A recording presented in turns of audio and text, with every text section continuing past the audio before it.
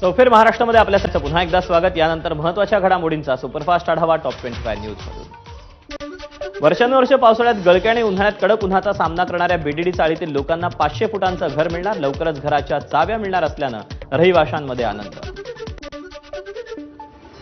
विरार डहाणू लोकलमध्ये प्रवाशांची हाणामारी, वैतरणा आणि सफाळे रेल्वे स्थानकादरम्यानची घटना। ट्रेनमध्ये चढताना धक्का लागल्यानं हाणामारी झाल्याची माहिती। महादेवी हत्तीण परत आणण्यासाठी कोल्हापूर जिल्ह्यात मोहीम। रविवारी नांदणीपासून कोल्हापूर जिल्हाधिकारी कार्यालयापर्यंत काढली जाणार आत्मक्लेश यात्रा। माजी खासदार राजू शेट्टींची माहिती।